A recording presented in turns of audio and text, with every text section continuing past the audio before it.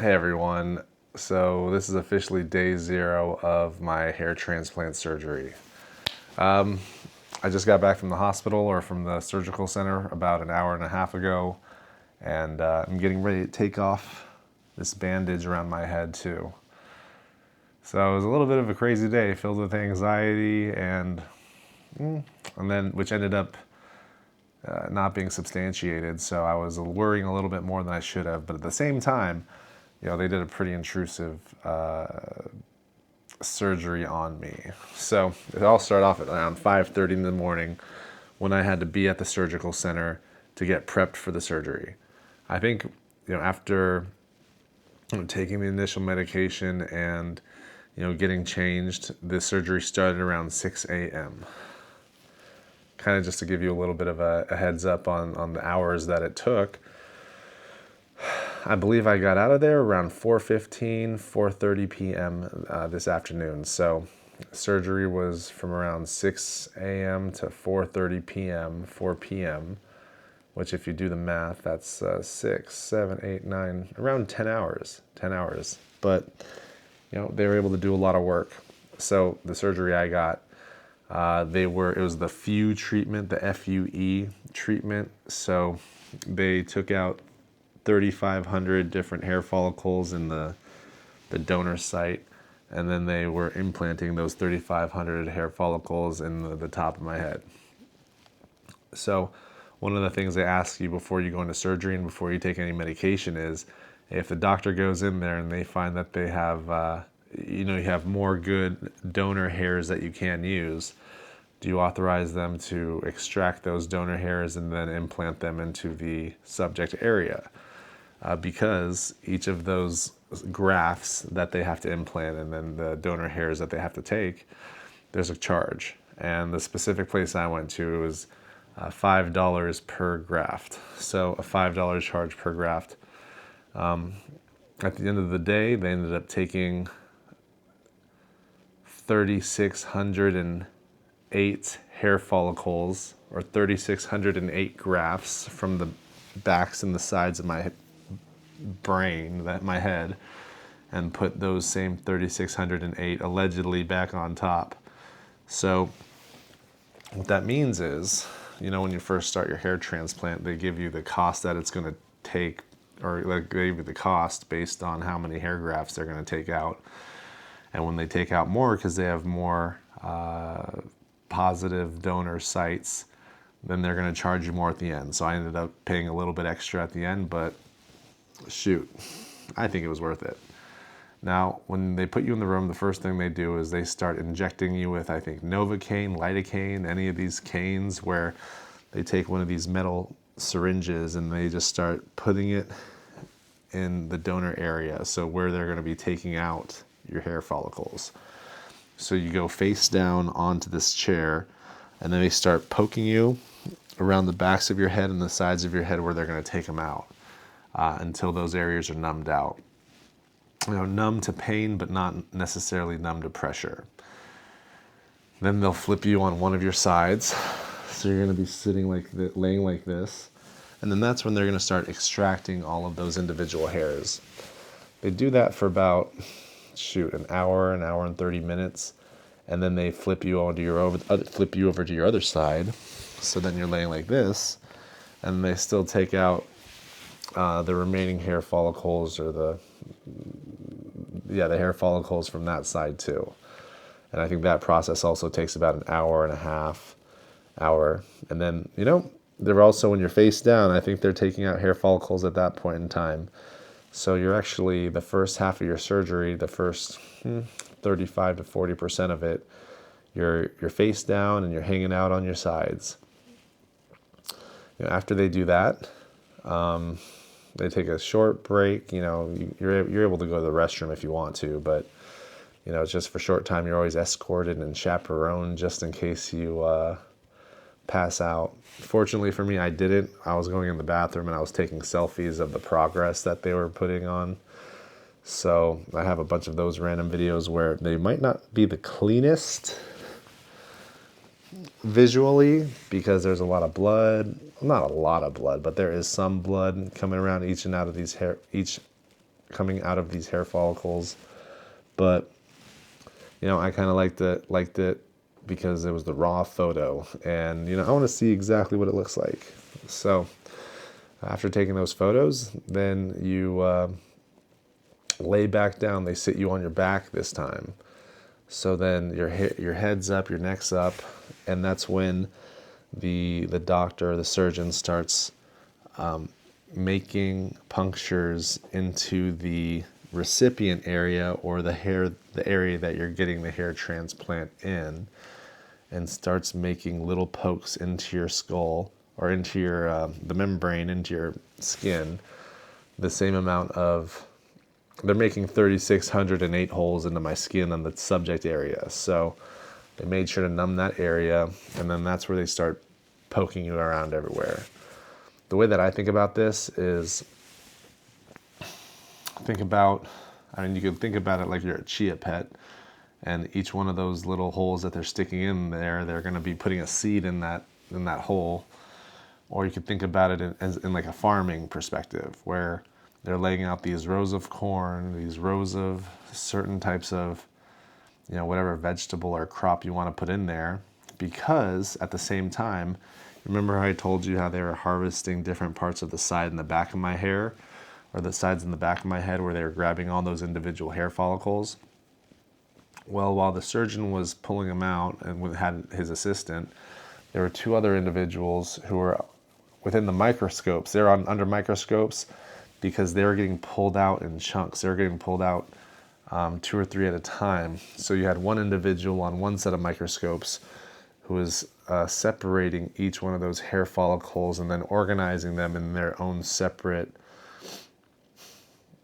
section. I don't want to call it a palette, but realistically it was its own little piece of paper, its own little chart.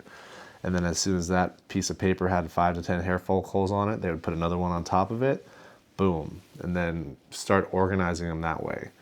So the second person, once all these hair follicles were separated, they were the ones who were organizing them in groupings, because in those specific groupings, you're able to figure out and determine how many donor grafts you need, how many hair follicles you got. Because after all of the holes are plucked into your head, you get a quick little lunch break. And, I brought my lunch, so I brought a half a sandwich from a sandwich spot in Redwood City, along with some grapes, cuties, and some granola bars. And once you finish that, that's when there were 3 individuals working on my head at the same time. So these 3 individuals had all of those little pallets, all of those little grafts, those groupings of grafts, and they had 2 on the side of me and 1 in the back. And that's when they were just individually dropping and placing and carefully inserting each one of those hair follicles into the graft. It wasn't done by a machine. It wasn't done by a laser. So it was more of an artisanal approach, where the surgeon who plucked all the holes in there, who created all those little spaces, it was based on his personal knowledge and experience of where he felt the best hairs would go and what my head would look best in the long run. So I'm not sure if other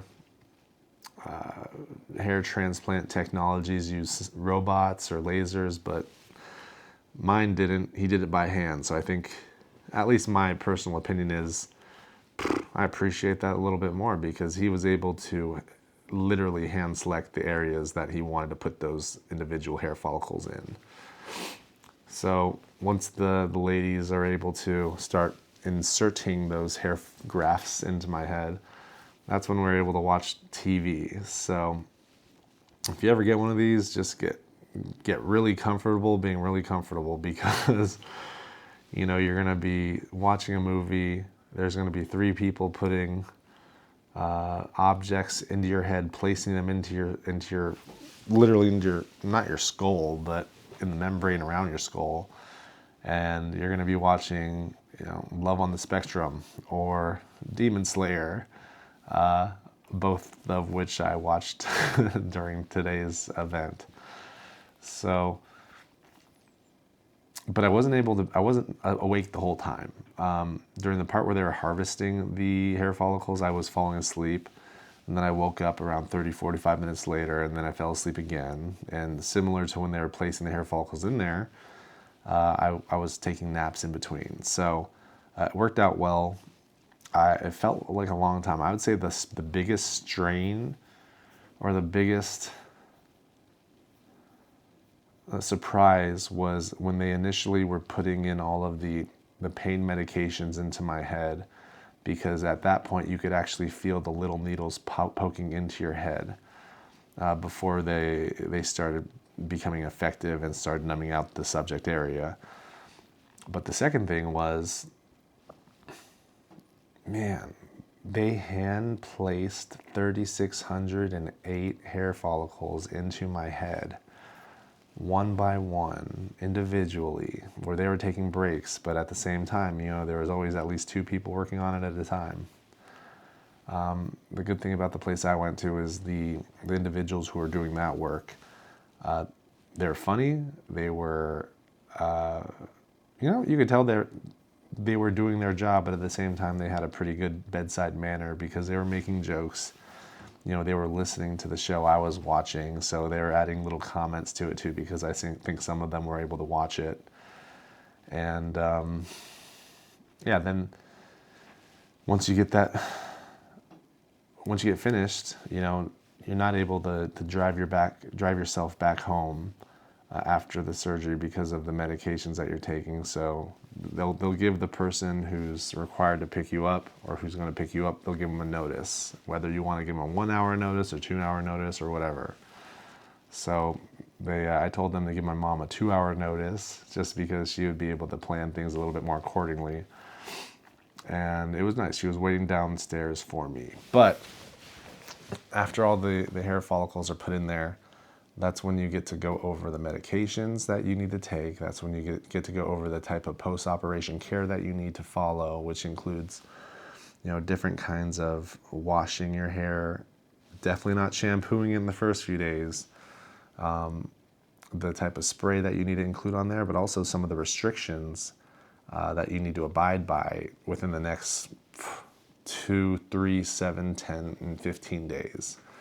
So it was a really interesting time, and I'm supposed to take 2 showers a day, but I'm not supposed to touch the shower head's water is not supposed to directly touch my head. I'm supposed to, take a cup of lukewarm water, take the shampoo, mix it into the cup, and then at that point I just drop it on my head slowly and let it air dry. I need to do that for the next 3 to 5 days. So ultimately, my head kind of hurts right now. I feel how it's swelling. It's not swelling as much as it will, I believe, after day 3 or day 4. But I'm just trying to do everything, follow all the doctor's orders, and realistically try to make sure that this surgery is the most effective it can be, which means all 3,608 of those hair follicles that were inserted, that were implanted, will stay there. Because, one of the things that they told us is we're not allowed to touch it. Can't touch the area where they implant the follicles, because currently, since they've been implanted, they're not actually attached to anything. The only thing that's essentially holding them in there is the blood within your head, which is why they tell you don't scratch it, don't touch it, don't sleep on it, don't rub anything on it. And also be careful when you're walking in and out of cars, because if the car hits you, that could dislodge some of these hair follicles, which could, really put you in a bad spot. So this is what it looks like. I'm gonna see if I have a knife on me. No knife, but I'm gonna grab a knife and then cut this off so y'all can see what I'm working with over here. Let's look.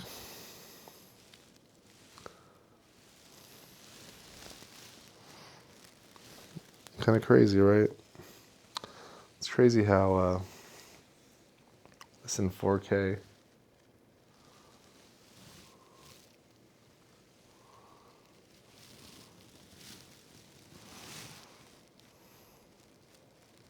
Yeah, just when I'm like,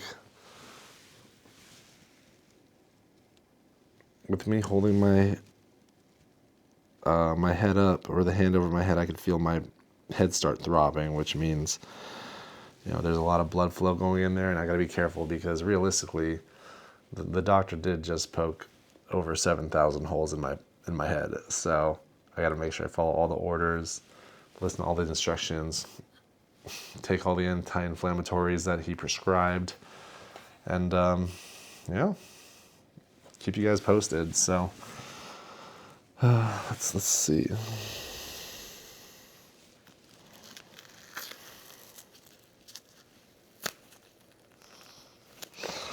Yeah, I was gonna try to rip it off, but I think I need to get a knife, so I'll be right back.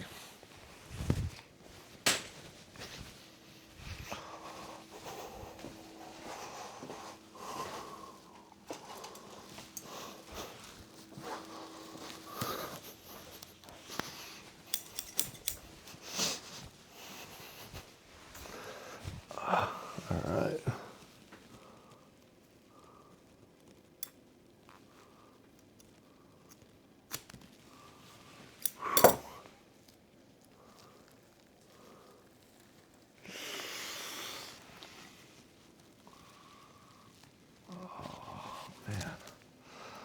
Ooh, that looks gnarly. That looks gnarly. Let's see.